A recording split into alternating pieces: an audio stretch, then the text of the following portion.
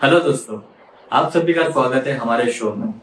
आज हम जुड़े हैं देवांग सर के साथ, जो मुंबई यूनिवर्सिटी से योगा सर्टिफाइड है and he is also grand master in reiki. Devang sir ने कपिंग थेरेपी का कोर्स चाइना से कंप्लीट किया हुआ है।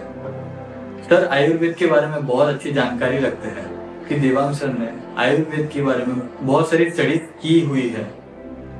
सर अपनी आयुर्वेदिक और योगा के बारे में जानकारी 5000 लोगों को अपने व्हाट्सएप ज़ेन लिविंग ग्रुप के द्वारा पहुंचाते रहते हैं। सर और एक ग्रुप चलाते हैं जिसका नाम है आर्य गर्भ संस्कार। तो आइए आज कुछ सवाल करते हैं देवांग सर के साथ। सर आप हमें डिजीज फ्री लाइफ के बारे में क्या बताना चाहेंगे? तो आशीष में पहले हम ये देख लेते हैं कि डिसीज किसको बोलते हैं। डिजीज अगर ये वर्ड को हम स्प्लिट करें तो डिस और इज, जिसमें हम इजी रह सकते हैं, कंफर्ट रह सकते हैं, ऐसी लाइफ होनी चाहिए। डिजीज का मतलब ये है कि हम डिस्कम्फर्ट हैं। तो ऐसी जो चीज हमें जो डिस्कम्फर्ट करती है, जो फिजिकल हो या मेंटली, उसको ही हम डिजीज कहते हैं। और डिजीज फ्री होने के लिए सबसे पहले हमें 4 पिलर ऑफ लाइफ को समझना होगा। 4 पिलर ऑफ लाइफ ये है आहार, that means food, Vihar means recreation, आचार मीन्स बिहेवियर एंड विचार मीन्स थॉट। ये 4 पिलर ऑफ है आहार, विहार, आचार, विचार। इसको आप फॉलो कीजिए। और इससे भी मैं आगे थोड़ा बताऊं तो 4 संज्ञा, जिसको हम बोलते हैं कि हर जीव में ये कॉमन चीज है, हर जीव इसके बिना रह नहीं सकता है। इसमें भी फर्स्ट हम देखते हैं तो आहार, निद्रा, भय और मैथुन। तो आहार मीन्स फूड, निद्रा मीन्स स्लीप, भय मीन्स फियर और मैथुन मीन्स सेल्फ। ये 4 चीजें हर जीव के अंदर कॉमन है। तो इसमें भी फर्स्ट आहार है। तो आज हम आहार के ऊपर ही बात करते हैं।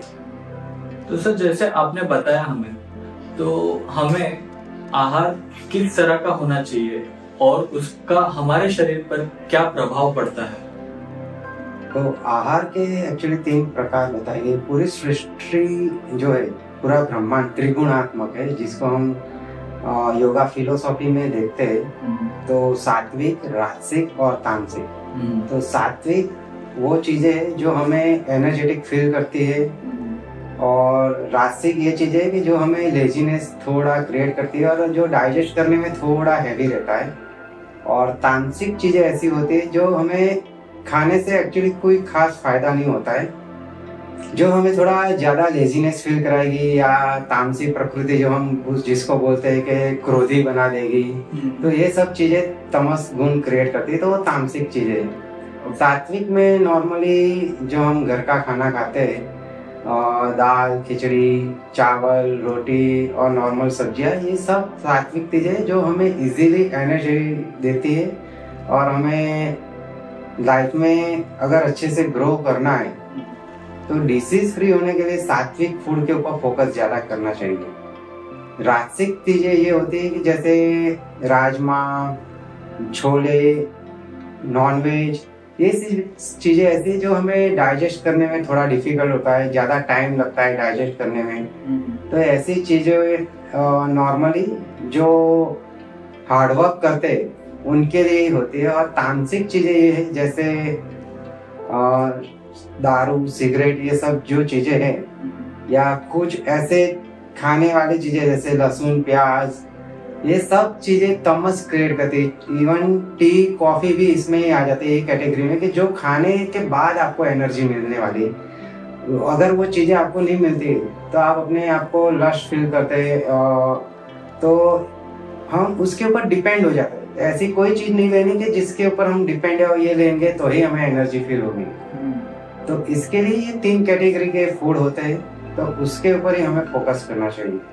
तो सर जैसे कि अभी मॉनसून आ गया है, बारिश का सीजन चालू हो गया है, लोगों को सर्दी, जुकाम, बुखार, ये सब चीजें चालू हो गई है, तो इस पर आप क्या सजेशन करोगे? इसको हम इस तरह देखते हैं कि जैसे हर सीजन में सिस्टम अपना एक रोल निभाता है। हम पूरे सोलर सिस्टम के साथ जुड़े हुए हैं।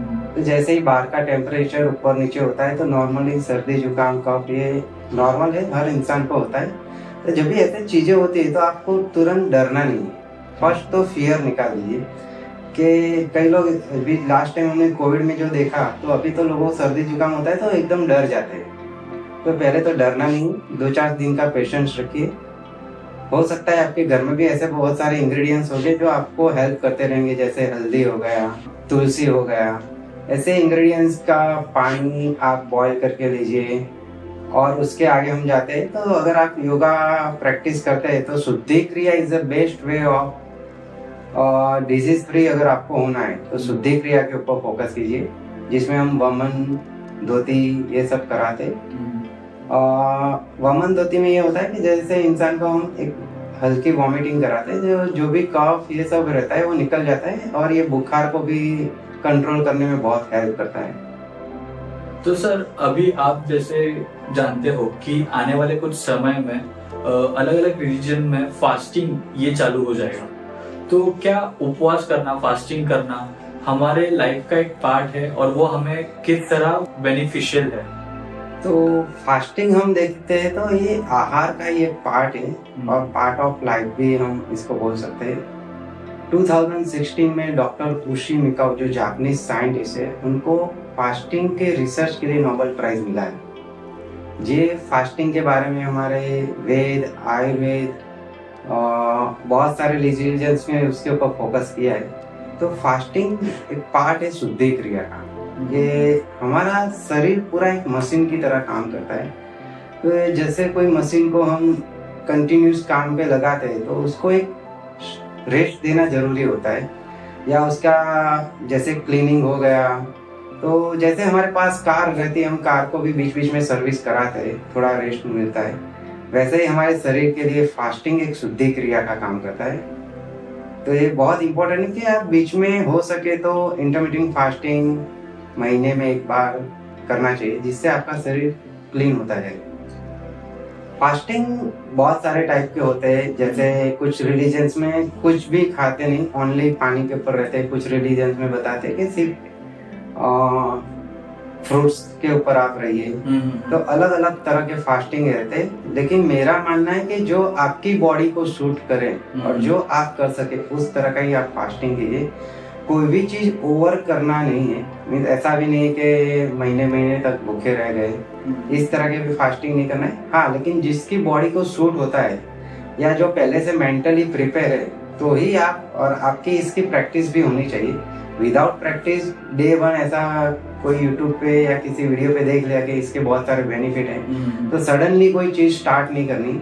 आपको पहले प्रैक्टिस करनी है कि मैंने एक दिन किया, मेरी बॉडी को कैसा फील हो रहा है, फिर धीरे धीरे करके आपको इसको बढ़ाते रहना है। सर, जैसे कि लोग फास्टिंग करते हैं, तो आपका क्या सजेशन है या आपके क्या विचार है कि लोग हमें मतलब वेजिटेरियन ही खाना चाहिए, नॉनवेज ही खाना चाहिए?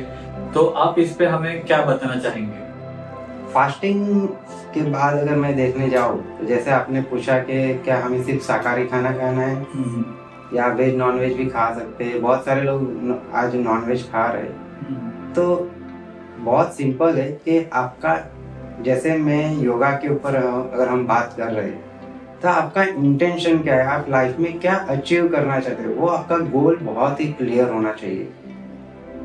अगर आप सिर्फ मेडिटेशन के ऊपर फोकस करना चाहते हो और जैसे हमें स्ट्रेस फ्री होना है, तो मेडिटेशन एक ऐसी चीज है कि हमें बहुत सारे एंगल को फॉलो करना रहता है कि हमारा माइंड डिस्टर्ब ना हो। तो उसके लिए शाकाहारी खाना बहुत जरूरी हो जाता है, और नॉन वेजिटेरियन जो खाते हैं वो थोड़े एग्रेसिव टाइप के हो जाते हैं, या उनका खाना भी डाइजेस्ट होने में बहुत टाइम लगता है। तो जब भी आप ब्रीदिंग प्रैक्टिस करते हो तो आपका स्टमक एकदम हल्का होना चाहिए। अगर आपके स्टमक में बहुत सारा खाना भर के रखा है तो you are not able to for easy meditation. आपको मेडिटेशन में कंफर्ट नहीं आएगा, आप प्रॉपर बैठ ही नहीं पाओगे। तो इसके लिए उन्होंने बोला है कि लाइट खाना खाओ। तो लाइट खाना मीन्स थोड़ा फास्टिंग जैसा ही हो जाएगा कि आप इंटरमिटेंट फास्टिंग जैसा कर लो, उसमें भी लो कार्ब्स खाना खा लो। हो सके तो आपकी डाइजेस्ट सिस्टम के ऊपर ज़्यादा लोड ना आए, तो आप इजी हो जाओगे मेडिटेशन करने के लिए। तो उसमें बहुत सारे लोग बोलते हैं कि कांदा लहसुन ये सब भी नहीं खाना है, कुछ रिलीजन्स में ऐसा बोलते हैं। तो उसका भी वही रीजन है कि अगर आप तामसिक चीजें खाते हो तो अगेन वही हो जाता है कि आप मेडिटेशन में प्रॉपर फोकस नहीं कर पाओगे। बाकी जिनकी बॉडी को सूट होता है तो बहुत सारे लोग तामसिक खाना खाते हैं, लहसुन प्याज, तो उनको कुछ नहीं था बिकॉज उनकी प्रकृति कफ प्रकृति ज्यादा रहती है, तो वो लोग खा सकते हैं। क्योंकि आयुर्वेद में तो इसके ऊपर बहुत सारे मेडिसिन बनाए जाते हैं, तो वो आपकी प्रकृति को क्या सूट होता है उस हिसाब से आपको खाना है, तो आप इजीली सर्वाइव कर सकते हो। क्योंकि अगर आप में वात पित्त कफ को प्रॉपर समझ लिया तो आप अपना डाइट उस हिसाब से ही सेट कीजिए। तो सर जैसे कि अभी आपको पता है कि सारे यंग जनरेशन जो है वो रेगुलर जंक फूड ज्यादा प्रिफर करते हैं जो कि घर के खाने से। तो आपके पास पेरेंट्स आते रहेंगे जो बोलते रहे कि हमारा बच्चा ये खाता है, ये नहीं खाता है, तो आप उनके लिए क्या कहना चाहोगे? आशीष, ये ऐसा सवाल है कि 90% स्टूडेंट जो मेरे साथ है उनके पेरेंट्स यही पूछ रहे हैं कि हमारे बच्चे सिर्फ यही ज्यादा फोकस कर रहे हैं और घर का खाना आते ही मुंह बिगाड़ते हैं। करेक्ट। तो एक्चुअली उनके लिए आंसर यही है कि एक्चुअली आप जंक फूड खा सकते हो, लेकिन एक लिमिट में खाना चाहिए, टेस्ट के हिसाब से खाइए। और जंक फूड डाइजेस्ट करने के लिए आपको हार्ड वर्कआउट करना कंपलसरी है। मैंने सुना है कि बहुत सारे पहले ब्राह्मण लोग थे, पंडित, वो एक साथ 20-20, 25-25 लड्डू खा जाते थे। अगर आपका डाइजेशन अच्छा है तो आप कुछ भी खा सकते हो, लेकिन हाँ, हार्डवर्क आपका होना चाहिए। अगर आप जंक फूड खाना चाहते हो तो आपका हार्डवर्क होना चाहिए। और सेकंड मोस्ट इम्पोर्टेंट, अगेन आपको शुद्धि क्रिया भी बीच बीच में करते रहना चाहिए। तो उसके रिलेटेड जो इश्यूज आते हैं कि जंक फूड का जो इफेक्ट आपके शरीर पे होगा वो शुद्धि क्रिया से क्लियर हो जाएगा। तो अगर आपको जंक फूड खाना है तो शुद्धि क्रिया के ऊपर फोकस कीजिए और हार्ड वर्कआउट या योगा एक्सरसाइज करते रहिए, तो आपको कोई इफेक्ट नहीं होगा। तो दोस्तों, आप सब ने देखा कि हमारे हेल्दी लाइफ के लिए हमें किस तरह से अपने फूड के ऊपर, अपने डाइट के ऊपर ध्यान रखना चाहिए। हम सब ने देवांश सर से सुना कि किस तरह से अपना डाइट प्लान फॉलो करना चाहिए और कौन सी तरह से लाइफस्टाइल जीनी चाहिए। दोस्तों, अगर आपको आपके डाइट के बारे में या आपके हेल्दी लाइफ के बारे में कभी भी असिस्टेंस चाहिए या गाइडेंस चाहिए तो आप देवांश सर को नीचे दिए गए नंबर पर कॉल कर सकते हैं। देवांश सर, आप हमारे दर्शकों को क्या बताना चाहेंगे? मेरा एक ही मैसेज है सबको, अगर आप डिसीज फ्री लाइफ जीना चाहते हैं तो आपको फोकस करना है आपके डाइट के ऊपर और डेली योगा, आसन, प्राणायाम कीजिए और relaxation most important part and शुद्धि क्रिया। ये 4 चीजें हैं योगा में जो बहुत सारे लोग दिखाते नहीं। नेक्स्ट सेशन में हम देखेंगे कि हम रिलैक्सेशन से क्या अचीव कर सकते हैं, शुद्धि क्रिया से डिटेल में हम बात करेंगे। Thank you Ashish. Thank you sir, thank you very much. मिलते हैं अगले एपिसोड में। Thank you.